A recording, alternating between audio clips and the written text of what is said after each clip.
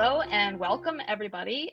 We're all here because we understand the importance of raising the awareness of religious trauma. No one I know is more committed to this end than this next speaker. I witnessed firsthand the onslaught of obstacles that fell in her path to putting on this conference for you, and she conquered it all like a boss. She spent 40 years as a devout fundamentalist Christian, but in the last 10 years, she's become a registered professional counselor, a religious recovery consultant, a passionate advocate for those suffering from religious trauma, and funneled it all into the development of the Divorcing Religion workshop, which began in 2018.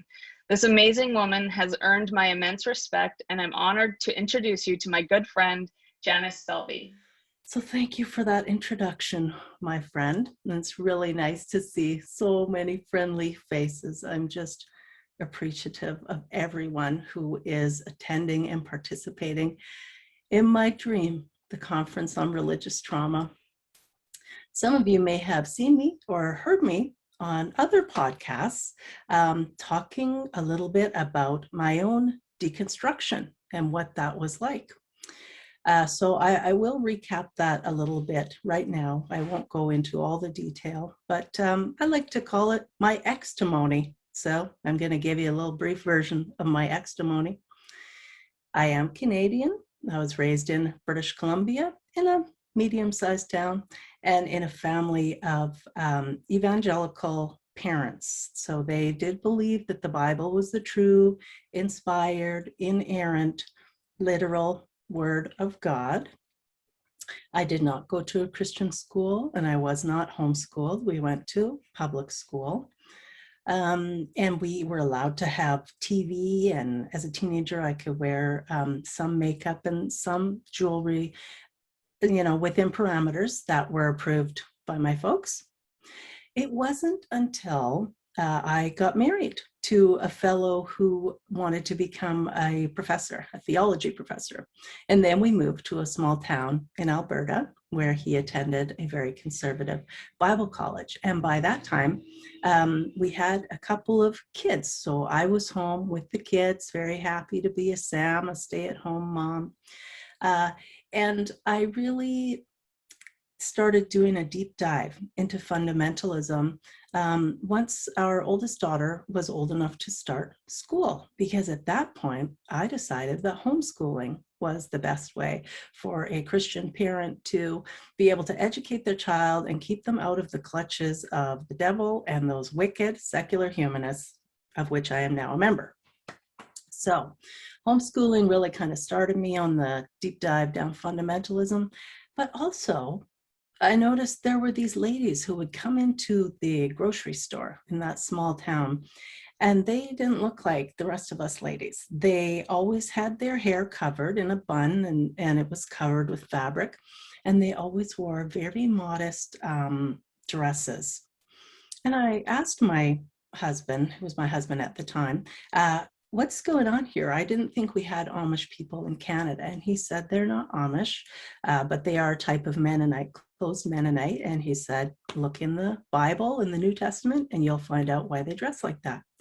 So I went to the library on the college campus and I got out the lexicon and the concordance and whatever else, great big old dusty books I thought that I would need to help me rightly interpret the Word of God. And I looked in the New Testament and I found, I think in 2 Corinthians, it's been so long ago now, verses talking about how women are to dress and behave. It had rules about their hair. It had rules about jewelry. It had rules about behavior, which of course included submitting to male authority and headship and never teaching men. So I read those words in the New Testament and I thought, why are those ladies the only ladies who are being obedient to this? I didn't read any scripture that seemed to indicate that we didn't have to do those things. And I was all about following the rules.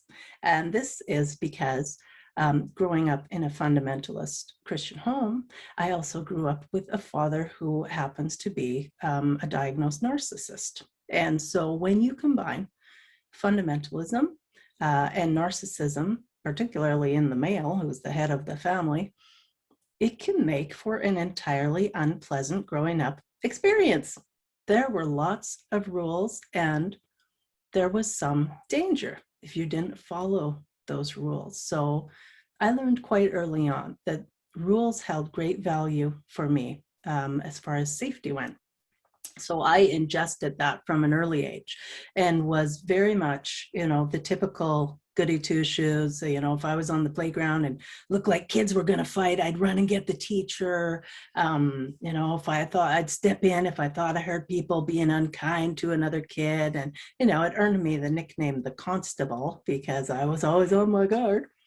And so that love of rules and feeling safe with rules also was an important part of what drew me to fundamentalism, because I thought, here, it's plain and simple. All these things right here in black and white. I do not have to think about them.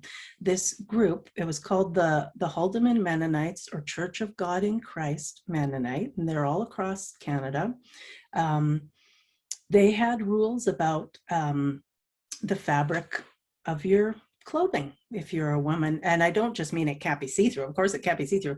But if we would have flowers or some kind of pattern on there, there was a rule about the size of that pattern. It couldn't be like larger than a quarter or whatever that's going to draw too much attention, but it also couldn't be as small as a dime, which is also going to be drawing too much attention. So again, women having to be very careful not to draw undue attention to themselves.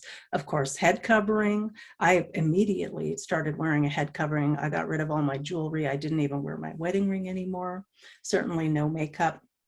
No pants, only long skirts and dresses. And I insisted that my daughters do likewise. So no pants for them except snow pants, because we are in Canada. So in the wintertime, they could wear their snow pants. But otherwise, it was just skirts and dresses and very, very long hair.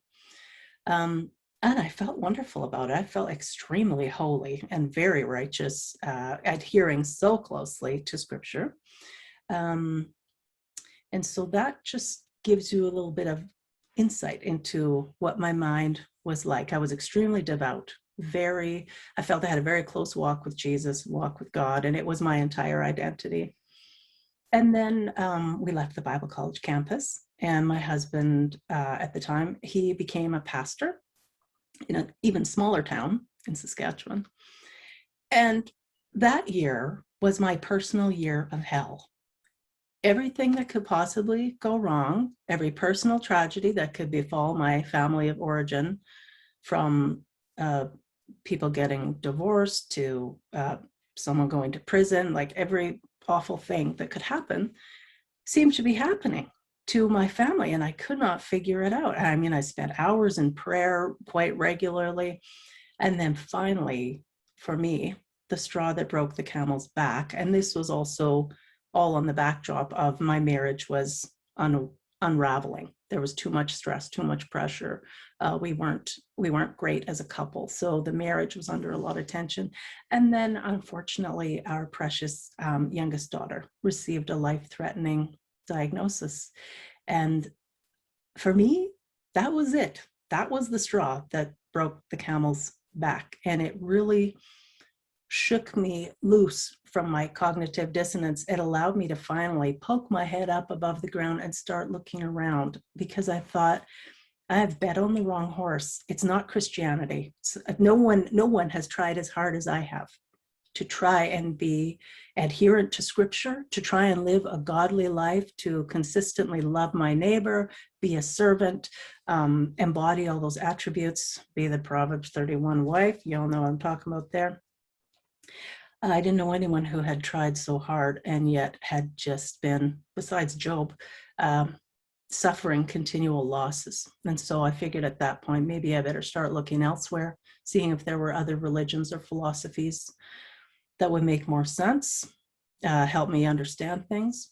But I had to be careful how I went about doing my research. So we had stopped going to church. My husband had left the pastorate. We'd moved back to my hometown here.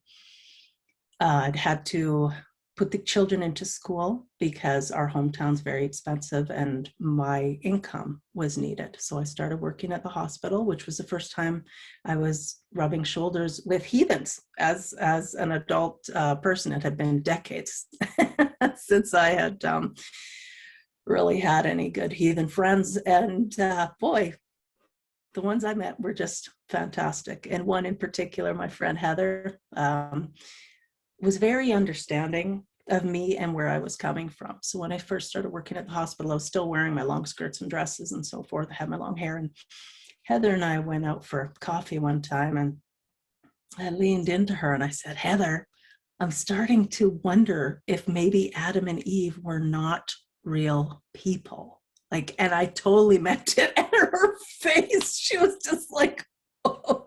She said, well, you know, Jan, I stopped believing that when I was 7, but I'm glad you're catching up. And we had a good laugh, but it really was the beginning of the dissolution of my entire worldview. And this brings me to what I'll actually be talking to you about today, which is a module from my Divorcing Religion workshop. And the module is all about grief and loss, because when I started pulling on that thread that was my belief system, I had no idea. The whole thing just unraveled right before my eyes. And it was, who was I, if not a fundamentalist Christian wife, mother, homeschooler? Who was I? Because suddenly I wasn't a homeschooler anymore. My kids are back to school. I wasn't a wife anymore because we were getting a divorce. And then I wasn't even a Christian anymore. And that had been my identity since childhood. That was the way I was raised. So now I'm going to be talking to you about and reading to you from my module in the workshop. It's called UnCOMFORTABly NUMB, Grieving Your Losses. And it's a chapter where I encourage you to acknowledge and explore your losses in order that you can grieve and grow. The first thing I talk about is grief and mourning. Just as marital divorce is a significant loss that induces grief and requires mourning, so it is when we divorce religion. Grief is the emotional and physical response to suffering a significant loss. Mourning is our expression of that grief. The longer we've been members of a religious community, the deeper our loss can feel. According to J.W. Warden, there are 4 main tasks of mourning to be done in order to complete the process of mourning and regain some sort of stability. The first task of mourning is to accept the reality of our loss. The second task of mourning is working through the pain of that grief. The third task of mourning is adjusting to a new environment without the deceased, or in our case, without our former beliefs. And the fourth task of mourning is withdrawing emotional energy from the deceased, which for us is our former beliefs, and reinvesting it in a new relationship. In other words, not denying our religious past, but allowing ourselves to explore and experience new thoughts, beliefs, and ways of being. In addition to feeling sad when we lose our faith, we might feel shocked, angry, confused, abandoned, betrayed, scared, and vulnerable. Our loss may leave us struggling with restlessness, sleep issues, weight gain or loss, forgetfulness, and trouble paying attention. Our thinking may seem slower, like we're in a deep fog. And we may even struggle with determining what is reality. Chest pain, digestive issues, headaches, uncontrollable crying, deep and frequent sighing, and throat tightness can also be manifestations of grief. Just as we experienced religion through the lens of our individual perception due to experiences and personality, the ways in which we experience and express grief can also be highly individual. Some people might have all of those issues that I just mentioned. Some might have very few. Some losses are easy to see and are well recognized by society, such as loss of loved ones, loss of our physical health, or losing significant material possessions, say in a fire. Society generally accommodates such losses, at least to some extent, acknowledging our need to mourn. Other losses still hurt, but we are expected to bounce back from them more quickly, such as losing a job, a pet, or a shorter relationship. However, grief cannot be rushed. There is no way around it. The only way out is through. I don't know if you're aware that there are actually different types of grief. 3 of them especially affect us when we're divorcing religion. The first one is ambiguous loss. Ambiguous loss occurs when there is no closure for the bereaved. Physically, this may happen when there's no body due to a plane crash, explosion, or kidnapping. In our case, it's the loss of our faith, the dissolution of our entire worldview. Due to its nature, ambiguous loss is particularly hard to grieve. Disenfranchised grief occurs over losses that are not openly acknowledged, socially sanctioned, or publicly mourned. Examples of such losses include loss by suicide, rape, abortion, a loved one going to jail for a violent crime, or the death of an extramarital affair partner. These losses are deeply felt, but they are not publicly mourned, mostly due to social sanctions. Because disenfranchised grief is relative and subjective, society at large cannot relate to it. The final type of grief that can really impact us when we divorce religion is called unresolved grief. And this is grief which may last longer than usual grief. It tends to be cumulative in nature, so every new loss adds to or reopens it. Unresolved grief is like unfinished business. Unresolved grief is more likely to occur when the bereaved, that's you and me who've suffered the loss of our faith. Unresolved grief is more likely to occur when the bereaved is unsure how they feel about the person, or in our case, the belief that they lost. If they have a negative opinion of themselves, such as low self-esteem, if they feel guilty about the loss, if they experience the loss unexpectedly, like I sure did. I never expected that I would suddenly lose my faith. If you experience the loss unexpectedly, people who experience a traumatic loss are at a higher risk for developing PTSD. And if you think the loss was a result of unfairness, such as being deceived by a belief system or by people that you trusted who indoctrinated you with the belief system. And finally, unresolved grief is more likely to occur when the bereaved experiences a loss that others might not recognize as significant, such as religious faith and the accompanying worldview. Unresolved grief can manifest itself in various ways, including acting like nothing has changed and refusing to discuss the loss, or having a preoccupation with the loss, or preoccupation with work or hobbies to avoid thinking about the loss. Self-medication by way of abusing alcohol, drugs, or medicines. Becoming a hypochondriac. In our case, that might look like becoming sidetracked with concern about other beliefs that we hold, chronically questioning our ability to discern fact from fiction. Isolating from other people and slipping into depression. And involvement in risky behaviors such as stealing, gambling, or casual unprotected sex. Divorcing religion results in profound grief because we suffer multiple losses. It's actually a double whammy. First, we suffer losses as a result of embracing religion, and then we suffer losses as a result of divorcing it.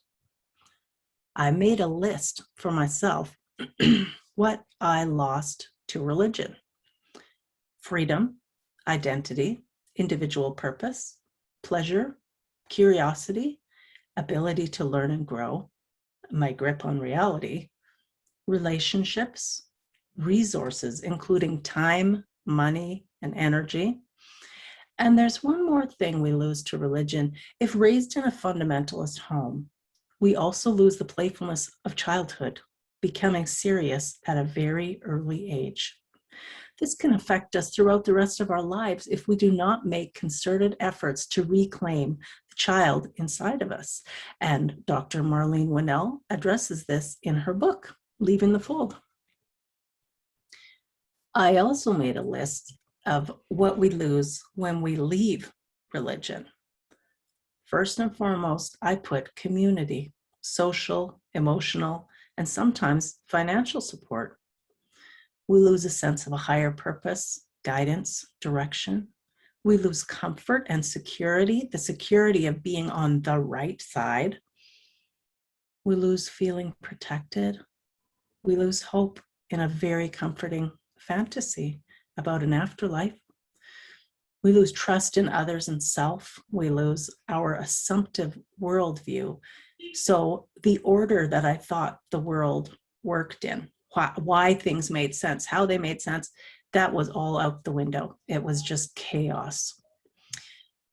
We lose face, especially if we have proselytized others or invested a lot of time, money, and energy in our religion. And of course, we lose our cosmic big brother, father, lover, whatever other relationship you were trained to believe existed between you and God. I do think it can be helpful to make a list of the losses that we've experienced related to leaving religion. Well, it's a painful exercise. It is very important because we cannot grieve what we do not acknowledge. While painful, loss is a vital step on the road to transition and transformation. The good news about loss is that it requires us to rediscover our authentic self. It is a poignant reality that with every loss, there is some sort of freedom gained. This might be very, very hard to see when the loss is fresh and deep. This freedom comes through mindfully processing our losses. However, simply thinking about your losses does not get your emotional energy moving. Talk about them, write about them, research potentially liberating exercises to help process your loss. Failure to do so can keep us a prisoner to those losses. The typical emotional phases we think of related to grief include denial, anger, bargaining, depression, and acceptance. Though they do not necessarily occur in this order, it's common for mourners to bounce back and forth between them and even to struggle with more than one at a time. Both bargaining and denial are a means of trying to reduce our emotional pain. While they are relatively normal coping responses, they are not sustainable in the long run. I wanted to share some thoughts on anger. Anger is a legitimate part of grief. It's understandable to feel anger over our multiple losses to religion, including years, time, and finances. We may also feel angry about missed vocations if we were involved in ministry, or missed relationships if we feared being unequally yoked. When we were entrenched in religion, personal anger was considered sinful. Only righteous anger was permissible. This forced us to police and repress our thoughts, language, and behavior. And when we divorce religion, that anger is bound to surface. When we're angry, it is easy to resonate with other angry people. Like attracts like. So we do want to be aware. However, there is a big difference between unproductive, self-annihilating outrage and productive anger that can lead us to change. Grief must be felt, experienced, and allowed. The deep channels carved by grief change us. Even years after our loss, we can experience unexpected grief bursts when something triggers us, reminding us of what we lost. This is normal, and it's simply a testament to the depth of your loss. Feel it, acknowledge it, and keep going. I thought you might like to hear a little bit about dealing with triggers, because we all get triggered sometimes. We know we've been triggered when we have an emotional and physiological response disproportionate to the current event. Something has occurred. We heard a song, we smelled incense, we drank grape juice that tasted like the communion grape juice we used to have. Something has occurred which has temporarily transported us back in time and threatens to overwhelm us in the present. Physiological responses to being triggered, such as me feeling nauseated whenever I would drive by my old church, remind us that we have truly suffered trauma. Here are some steps for relief. If you can, immediately remove yourself and find some privacy. Breathe deeply. If you're in a restroom, it can help to run some cold water over your wrists, just to remind you, to bring you back to reality, to ground you again in the here and now. Remind yourself that you are safe and that you are free to leave if you need to. The next thing I find helpful is to stop and try and name the emotion that you are feeling. It might be fear, it might be anger, it might be anxiety. This requires thinking, the act of which can give us some emotional space from the pain of the trigger if we actually stop and try and name the emotion. Pardon me. Lastly, try to remember the last time you felt this specific feeling to the same degree of intensity. When was the time before that? Try and trace this feeling all the way back to its origin as best you can. In addition to validating your feelings, identifying the initial incident can help tone down your trigger response the next time. Now, we're going to talk a little bit about fear. One big emotion that comes up for many of us as we divorce religion is fear. Not just the fear of others finding out that we no longer believe, or the fear of losing our community, which is real, but the genuine fear of eternal damnation, hell, eternal torment, separation from God and our loved ones as punishment for our disbelief. In case no one has told you yet, hell is a man-made construct developed to control people through fear, and for which there is no evidence. In fact, hell is a metaphor for suffering, not an address. Will the fear response itself serves an important purpose, pardon me, protecting us from harm? Some fears are actually irrational, dangerous, and need to be jettisoned. Fear of hell definitely falls into this category, and for some folks, it is very challenging to overcome. Pardon me. Fundamentalist religions thrive on fear.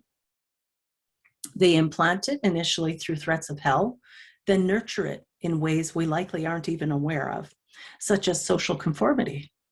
This is reinforced through the hierarchical structure of religious groups, complete with varying degrees of punishment for breaking the rules, from excommunication to physical punishment. We not only fear eternal torment, but also being kicked out of our community. For those raised in strictly closed environments, various Mennonites, Amish, Jewish, Latter-day Saints groups, etc., leaving the group means you have no money, little education, and poor prospects for supporting yourself. For those brave enough to divorce Islam, leaving can mean genuine fear of a brutal death at the hands of those who remain fanatically attached to their beliefs. Help with overcoming fear. My go-to method for smashing fear is always research. I read, watch videos, and speak with other people who have dealt with whatever fear I'm struggling with, including the fear of hell. It is imperative to scrutinize the validity of that fear. Is the fear based on fact or misinterpretation, or simply stories told by others trying to maintain control over you? Is the fear serving you in some way, like allowing you to make excuses rather than taking responsibility for your life. Be ruthless in your examination of fear, leaving no stone unturned. I really encourage you to do this with a secular therapist. I encourage you to search fear of hell on the internet. There are many articles and videos about how others have overcome this exact fear. These resources may be quite helpful for you. Part of divorcing religion is taking responsibility for your own freedom. Invest time in finding the truth through your own research. Last night, speaker Pesach Eisen mentioned a sort of OCD which he struggled with in his youth, living in an Orthodox Hasidic Jewish environment. Scrupulosity is a subtype of OCD, which is basically when a person experiences intrusive thoughts and fears about violating their religious beliefs. Such obsessions can result in terrible distress. You know what I mean if you have repeatedly sought reassurance over a feared transgression or spent hours and hours and hours in prayer to the point that that prayer has become a ritual. As with other forms of OCD, there is treatment help available for scrupulosity. You might want to visit treatmyocd.com to learn more. I have some tips to help with grief. Feeling grief takes courage. Grieving is the hardest work you will ever do. So make sure that you're gentle with yourself. Self-compassion is a necessary part of recovery. As with fear, research can also be helpful when it comes to grief, even just to normalize and validate your own journey. Get help if you need it. Neither this conference nor my workshop are meant to replace therapy. Seek out a qualified secular therapist to help you work through your grief over divorcing religion. In addition to many of our speakers who are psychologists and therapists and social workers, you can also check out seculartherapy.org to find a secular therapist near you. Also helpful are support groups. I know that Dr. Winnell's organization, Journey Free, and Pesach Eisen's group Footsteps offer online support groups. The Divorcing Religion workshop also acts as a support group. Talking about your loss with others can be very healing. You must build a support network for yourself. If you're in a larger center, there may be an in-person group you can attend, if it's safe to do so, for those who have left religion. You can visit Recovering from Religion in our exhibit hall to learn more about such groups. In divorcing religion, we've lost our one-stop shop for community, music, social life, rules, childcare, encouragement, guidance, and more. Outside of the church, it has been virtually impossible to replicate this model, which means you must do the work of taking responsibility to meet your own needs by building your own communities. I do examine this in another module of the Divorcing Religion workshop. A final tip to help with grief. Giving meaning to our loss helps us work through our grief. One way to do this is by making a donation of time or money to a humanist, scientific, atheist, or other non-religious organization.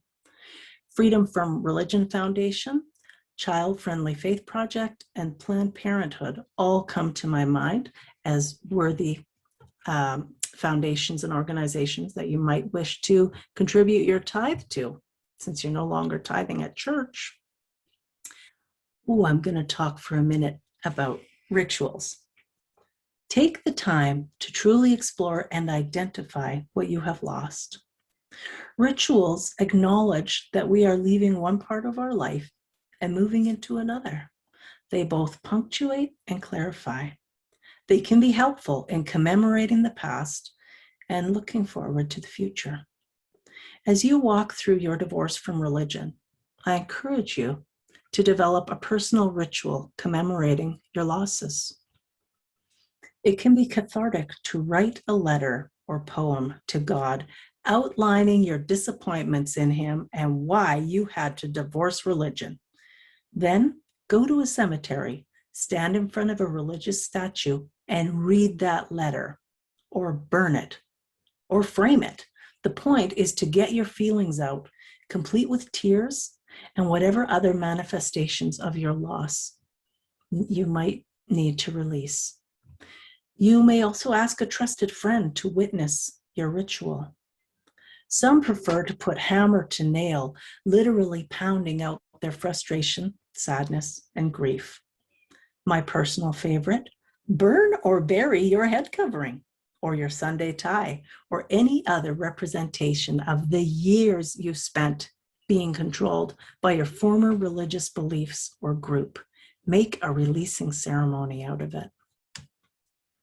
Conversely, you can create something to symbolize the change that has taken place in your life. Many of us devoted much time, energy, and creativity to our religion, serving on worship team or dance team or sewing circle or providing audio-visual help at church. It's time to reclaim your creativity. Paint, draw, compose, write, sculpt, or record.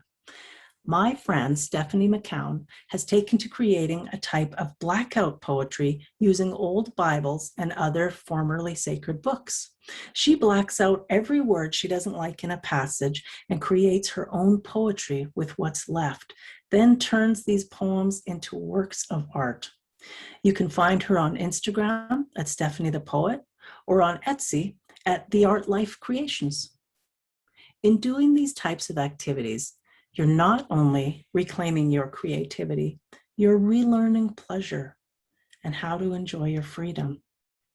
In religious communities, we're chided for being vain if we show any pride in our abilities. Instead, we are taught that nothing good comes from us. Good only comes from God working in or through us. This is extremely disempowering, training us to be utterly dependent upon God, an outside source, and to shirk our responsibility for developing life skills. This unnatural state often leaves us developmentally lagging behind our secular peers, and it requires dedication and courage to overcome. Maturity requires you to recognize your strengths and use them to help you build your new life. Fostering your creativity can be part of this. When is mourning over? When we are able to think of our loss without feeling pain, and when we are able to emotionally reinvest in life, our time of grief and mourning can be over. This is a welcome benchmark. However, your life post-grief will not be the same as it was before your loss. How could it be? Loss and grief change us. At the end of each module in the Divorcing Religion workshop, I like to leave participants with some thoughtful words related to what the module was about. So I have some thoughtful words for you. First is a quote that's often attributed to Irvin Yalom. You must give up the hope for a better past. That is just so powerful. Here's a good one by Shannon Hale. Even the jerks earn some of our affection. We can be glad they're gone, yet still mourn the good parts. Patty Davis had this to say, it takes strength to make your way through grief, to grab hold of life and let it pull you forward. And finally, and I don't know who said this, it sounds like my mom probably said it, it's going to be hard, my dear, but hard is not impossible. So that was taken from a module in my Divorcing Religion workshop, which is a 6-week online workshop done in a small group format. You can go to my website, which is divorcing-religion.com, and you can even purchase the workbook just for yourself without the workshop, but I do recommend the workshop because it is great to interact with other people who can understand some of the losses that you're going through and who are likewise interested in building a healthy secular life for themselves. And that's pretty much it for me, Courtney. I don't know, do we have any questions that have come through? You can ask me questions about anything. I'll answer them. We do actually have some questions, but first of all, I just want to say that was awesome, Janice. I think that you did really well. And yeah, every day I learn more about you, and it's just a better story every time. Thanks, Val. So one of the things that came up was making a list of losses. Do you also recommend maybe making a list of things that you've gained? I absolutely do. Yep, you read my mind. And so I didn't really include the exercises in that when I was just reading to you, but there are exercises, of course, in the workshop. And certainly when I have people making a list of their losses, I do encourage them also to take a look at any gains that there might be. And the gains can be super duper hard. You know, if the loss is really fresh and really deep, but it's still a very worthwhile exercise. And again, the workshop is not to replace time with a therapist. When we're talking about losses this big, really don't try and do it on your own. Consult and meet with a secular therapist, and you can look at the Divorcing Religion workshop as an adjunct to that. Okay, so along the lines of finding a secular therapist, the next question was, why is it so important to have a secular therapist? Both you and Marlene have mentioned that. What of people who cannot access a secular therapist who is qualified to address trauma? So I definitely encourage you to visit seculartherapy.org.